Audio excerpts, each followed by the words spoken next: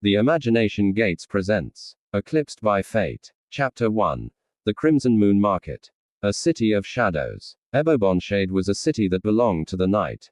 Under the glow of the crimson moon, the streets twisted like veins, pulsing with life and secrecy.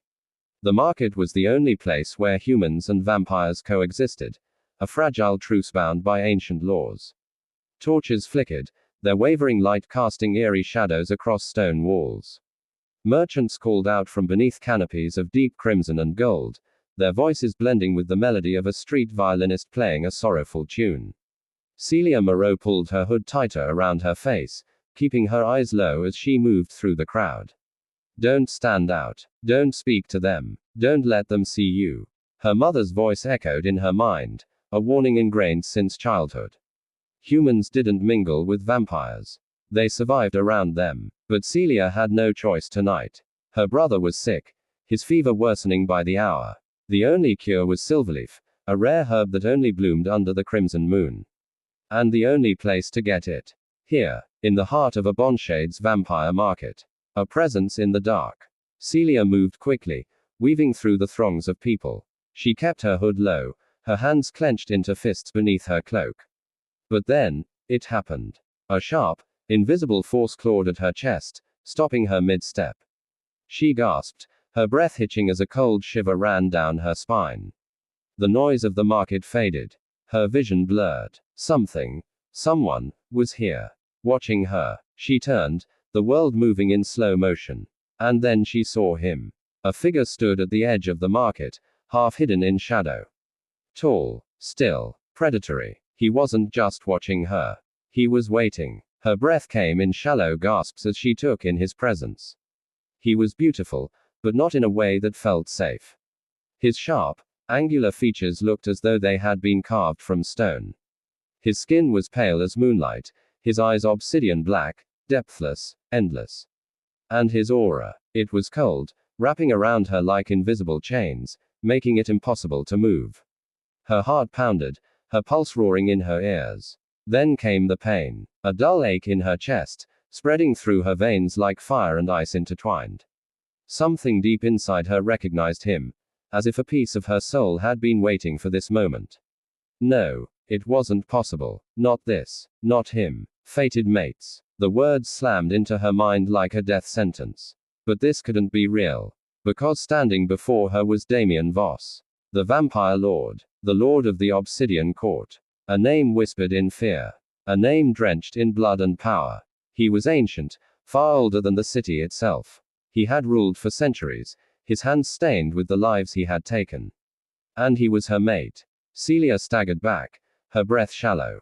Her body screamed to run. But something, the bond, the pull, fate itself, kept her rooted in place. Then he moved. Effortless. Silent. One moment he was across the market. The next, he was right in front of her. His scent, dark and cold like the night itself, wrapped around her, making her dizzy. You feel it, he murmured, his voice low, controlled. Too controlled. Celia's lips parted, but no sound came out. He tilted his head slightly, studying her the way a predator studies its prey. A muscle in his jaw twitched. You know what this is. She couldn't lie. She did know. Every fiber of her being screamed for him, despite the terror coiling in her gut. Damien's eyes darkened. For a moment, she thought she saw something flicker in them, something raw, haunted. Then, as if snapping back to reality, his expression turned to stone. No, his voice was ice. This cannot be. And in that single moment, Celia knew, he hated this as much as she did. The breaking point. A sharp, searing pain erupted in her chest. The rejection. The bond between fated mates was a tether, an unbreakable force that bound two souls together. But it could be resisted. It could be fought. And that's exactly what Damien was doing. Celia gasped, clutching her chest as the pain rippled through her. It felt as if her very soul was being torn apart. Damien's gaze flickered downward, his lips parting slightly. For the first time, his mask cracked. She saw it, a flicker of hesitation, of something almost like pain. But then, just as quickly, he stepped back. Without another word, he turned and walked away. Celia's chest ached as he disappeared into the crowd. Every part of her screamed to go after him, to demand why fate had done this to them. But she knew the answer already. Fate was cruel, and love, especially a love like this, was a death sentence. A love that should not be. The moment Damien vanished, Celia staggered into the nearest alleyway, her hands shaking. She pressed her back against the cold stone wall, sucking in sharp breaths.